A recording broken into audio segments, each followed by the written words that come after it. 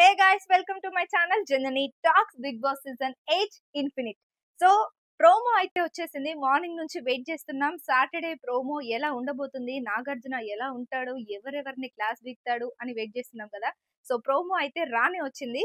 First మన మంచిగా Nagarjuna entry ఇచ్చి వినాయక చవితి శుభాకాంక్షలు తెలియజేస్తాడు హౌస్ మేట్స్ అందరికి. సో మీకు కూడా వినాయక చవితి శుభాకాంక్షలు నా తరపున. విష్ణుప్రియ అంటది నాగార్జునను చూసిన వెంటనే, ఇప్పుడు సార్ మా వినాయక చవితి మా పండుగ స్టార్ట్ అయింది నిన్ను చూసినాక, మిమ్మల్ని చూసినాక అని అంటదనమాట. నాగార్జున స్వీట్స్ అయితే తెప్పిస్తాడు హౌస్ మేట్స్ కి. స్వీట్ కూడా తెప్పిస్తున్నాను పండగ స్పెషల్ గా అని స్వీట్స్ ఇస్తాడు. ప్రతి సీజన్ లో నేనొచ్చి ఈ వారం రోజుల్లో జరిగిన మొత్తంని ఒక జడ్జ్మెంట్ ఇస్తాను. అంటే ఈ వారం రోజులు ఏదైతే మీరు చేస్తారో దానికి తగ్గ జడ్జ్మెంట్ నేను ఈ వారంలో శనివారం వచ్చి ఇస్తాను అని.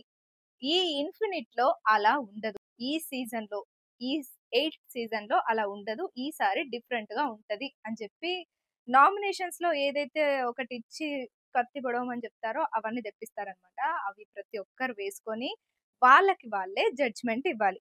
అలా ఈసారి మీ జడ్జ్మెంట్ తోనే స్టార్ట్ అవుతది అని నాగార్జున అయితే చెప్తాడు.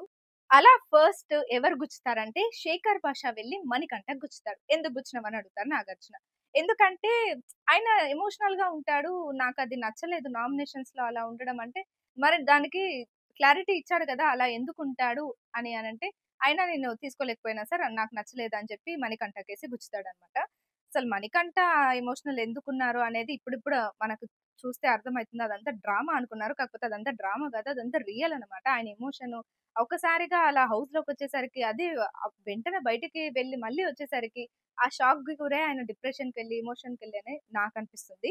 ఆయనను పట్టుకొని మళ్ళీ అదే పాయింట్ తీసుకొని మళ్ళీ గుచ్చడం అనేది కరెక్ట్ కాదు. తర్వాత విష్ణుప్రియ వెళ్ళి సోనియాకి గుచ్చుతుంది. అయితే వీళ్ళిద్దరి మధ్య ఏం జరిగిందంటే, ఇది మనకు చూపిస్తారు. శుక్రవారం ఏం జరిగిందనేది చూపిస్తారు కదా ఎపిసోడ్ లో. అసలు ఏం జరిగిందంటే, విష్ణు వెళ్ళి సోనియా దగ్గర, ఫస్ట్ నీకు నిఖిల్‌కి అస్సలు పడేది కాదు. సడెన్ గా మీకు ఫ్రెండ్‌షిప్ ఎలా కుదిరిందంటావు అని ఏదో అలా క్యాజువల్ గా అడిగింది. కానీ దానికి సోనియా నో కమెంట్స్ అని చెప్పి అక్కడి నుంచి వెళ్ళిపోయింది. దాన్ని పట్టుకొని లాగి, లాగి, లాగి సోనియా ఒక పెద్ద పెంటనే చేసిందని చెప్పొచ్చు. అంటే తన గురించి తెలుసు. అనవసరంగా తన దగ్గరికెళ్ళి, అనవసరంగా నోరు బారేసుకొని, అంటే ఇప్పుడు తర్వాత విష్ణుప్రియ వెళ్ళి నేనేదో క్యాజువల్‌గా సీత అంటది ఆ పక్కనే డైనింగ్ టేబుల్. నేనేమి అడగమని చెప్పలేదురా, అది తను అడిగింది అని అంటదనమాట. దానికి సోనియా అయితే చాలా అంటే బాధపడి, అసలు నన్నేదో అన్నారని చెప్తే ఇంక అక్కడే పక్కనే డైనింగ్ టేబుల్ మీద కూర్చున్న సీతని అడుగుతదనమాట. ఎవరైనా అడగమని చెప్పారా నన్నంటే, తనే అంటది, ఎవ్వరు అడగమని చెప్పలే. తనే ఏదో క్యాజువల్‌గా అడిగింది సీత. సీత చెప్తదనమాట సోనియాకి. నేనేదో మీరు ఇలా ఇలా అని చూపిస్తదనమాట. మీరు ఏదో ఇట్లా ఉన్నారు, ఇంత క్లోజ్‌గా ఉన్నారు. అట్లా నేను మాట్లాడలేదు అనంటే, అడల్టరేటెడ్ కామెడీ నీకు సెట్ అయితది. నువ్వు మాట్లాడినట్టు నేను మాట్లాడలేను. నేను తీసుకోలేను. నాకట్లాంటి కామెడీ చేయడం రాదు అని ఒక పాయింట్ ఇసిరేసింది. సో, అక్కడ విష్ణు బాగా హర్ట్ అయిపోయింది. ఇంకా తర్వాత ఏం జరిగిందనేది మనకైతే తెలీదు. అదంతా చూపియలేదు.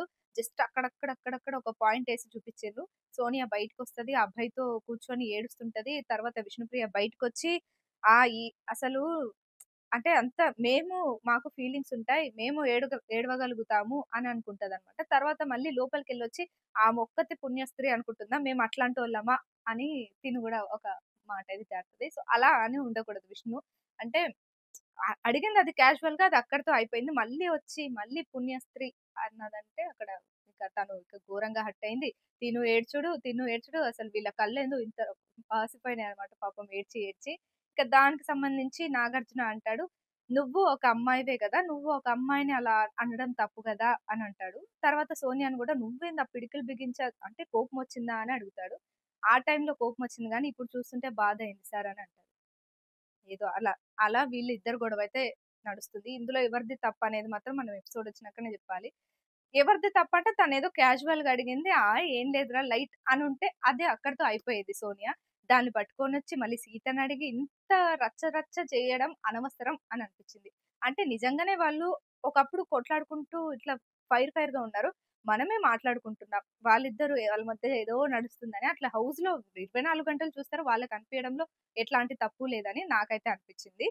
సో, విష్ణుప్రియ గూడా లాస్ట్‌లో ఆ మాట అనకుండా ఉండింటే అయిపోయేది. ఇద్దరిది తప్పుందని ఇప్పుడు విష్ణుది తప్పుంది. అలాగే సోనియాది కూడా తప్పుంది. ఇద్దరిది ఈక్వల్‌గా తప్పుందని చెప్పొచ్చు.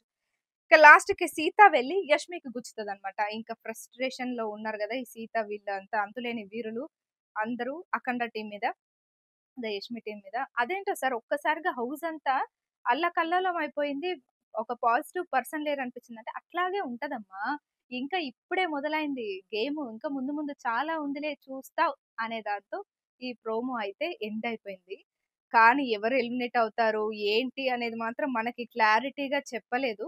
ఎవరు ఎలిమినేట్ అవుతారు, లేదంటే వినాయక చవితి స్పెషల్‌గా ఈరోజు ఏమైనా ఎలిమినేషన్ ఉండదా ఏంటి అనేది గూడా మనం చెప్పలేము. అది గూడా ఆలోచించాల్సిన విషయమే గదా! సో, మీరెవరు ఎలిమినేట్ అవుతారనుకుంటున్నారు? అసలు విష్ణుప్రియది తప్పుందా? సోనియాది తప్పుందా? అసలేం జరిగిందంటారు? ఎలిమినేషన్ ఉందా? లేదనుకుంటున్నారా? కామెంట్ అయితే చేయండి. సో, ఇది ఇవాల్టి రివ్యూ. మరో రివ్యూతో మళ్ళీ కలుస్తా. అంతవరకు చూస్తూనే ఉండండి జననీ టాక్స్.